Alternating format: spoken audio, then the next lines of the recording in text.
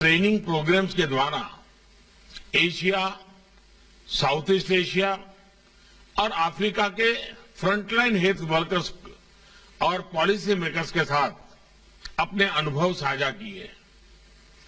हमने अब तक लगभग 50 देशों को मेड इन इंडिया वैक्सीन भी उपलब्ध कराई है और आने वाले दिनों में और भी अनेक देशों को वैक्सीन की सप्लाई करने के लिए हम प्रतिबद्ध हैं।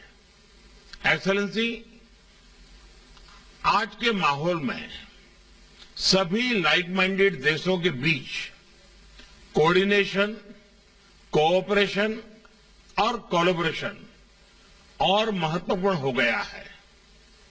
Democracy, human rights, rule of law, equality, freedom, justice जैसी शेयर्ड वैल्यूज हमारे संबंधों और आपसी सहयोग को मजबूती देते हैं।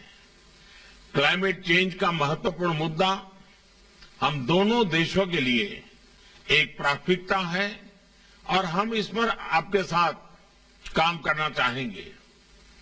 भारत की संस्कृति में पर्यावरण के संरक्षण और नेचर के साथ हार्मनी में जीने पर हमेशा महत्व दिया गया है। हम पेरिस एग्रीमेंट में किए गए अपने कमिटमेंट पर दृढ़ता से आगे बढ़ रहे हैं। हम इन टारगेट्स को न सिर्फ अचीव करेंगे बल्कि उन्हें एक्सीड करेंगे। G20 देशों में शायद भारत ही अपने कमिटमेंट्स पर अच्छी प्रोग्रेस कर पाया है।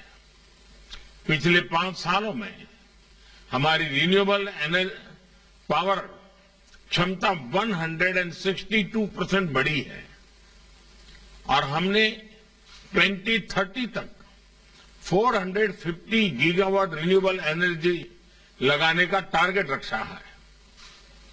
एलईडी लाइट्स के इस्तेमाल को बढ़ावा देने से हम 30 million ton carbon dioxide emissions बचा रहे हैं। इंटरनेशनल सोलर अलायंस में स्वीडन के शामिल होने की घोषणा का हम स्वागत करते हैं।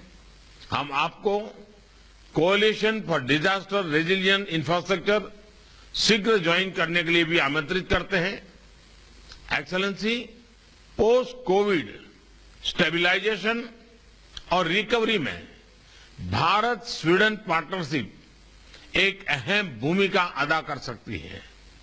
हम इनोवेशन, टेक्नोलॉजी, इन्वेस्टमेंट, स्टार्टअप्स और रिसर्च के क्षेत्र में आपसी सहयोग को और गहरा कर सकते हैं।